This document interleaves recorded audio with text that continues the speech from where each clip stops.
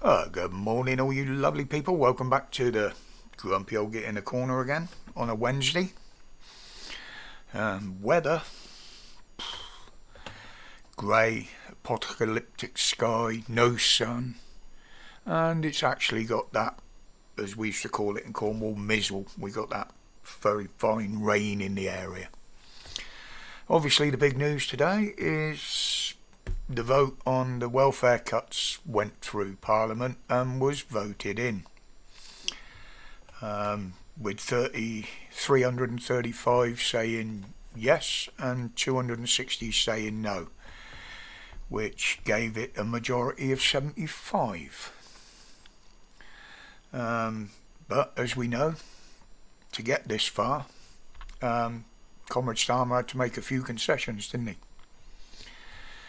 Now, existing claimants for PIP and the health side of UC, there won't be any change.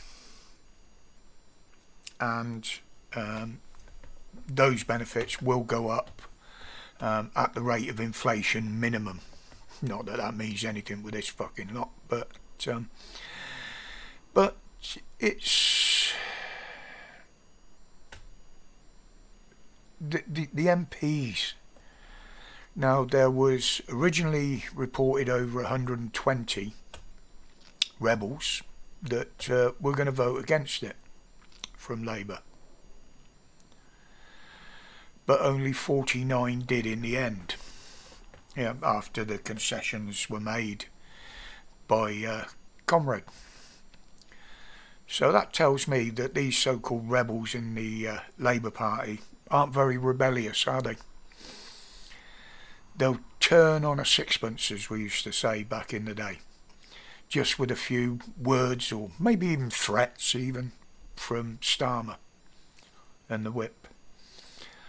But the lies, the gaslighting, the cover-ups is all going to continue until either Labour are removed or there's a civil happening, a civil breakdown totally in this country. Both, I think, which are reasonably close. So buckle up, guys, we're on for a bumpy ride from now on. Although pressure doesn't seem to be flowing off Starmer's shoulders anymore, does it? It seems to be getting to him. Good. But going back to Glastonbury, I did talk about it the other day in the video. Who was the biggest mug? Was it the BBC? You know, they sent what seemed like half their bloody workforce there to cover it and help millions and millions of people see illegal support for illegal groups that are banned. You know, they had threats of murder, killing, even towards MPs. But they said sorry, so that's okay then there, isn't it?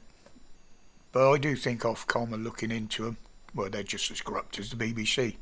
They're under government control. Then we got the two main protagonists themselves, Bobby Villain and Kneecap. Although, if you watch some of the footage, there were other bands spouting the same shit. But one main one there is totally fucked, Bobby Villain. I mean, he's lost his tour of America now. They won't give him visas.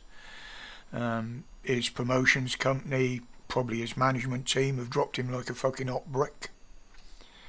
We haven't heard exactly what's happening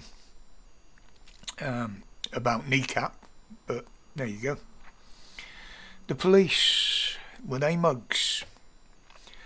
Initially refusing to look into it, showing the two-tier policing that, according to them, doesn't exist. But due to a backlash, they've said they would investigate. Now, they did initially say they were investigating it as public order.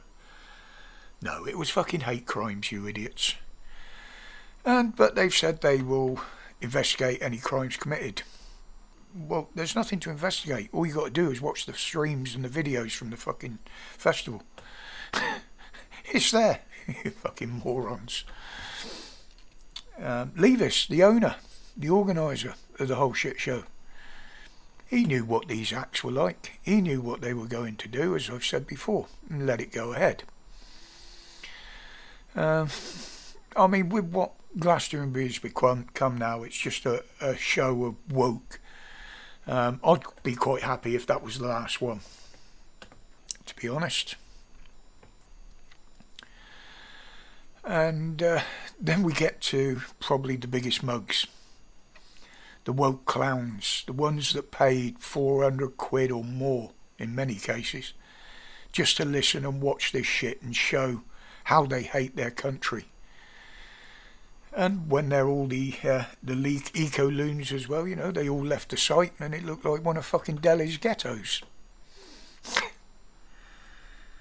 So, yep, there were genuine supporters there. There were ones that just went for the music, but many of them weren't. But last of all, the shit shower in the House of Power. Even your pet mainstream media channel showed it to the world, didn't they? The world has seen it.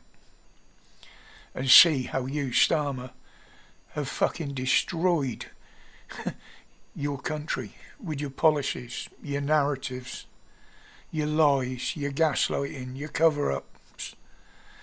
The world can see what a shithole you have created. You made this country one giant cash cow for anybody that wants to put their hands in the pot. And you robbed us of basic needs at times, just for your own vanity.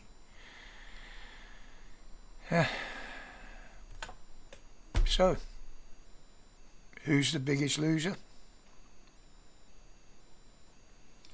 The biggest loser over everything at the moment seems to be the general law-abiding public, whether Christian or not. We're the biggest losers in everything now. Anyway, guys, I will see you all tonight on the live. I will have a rest today. I've got no appointments.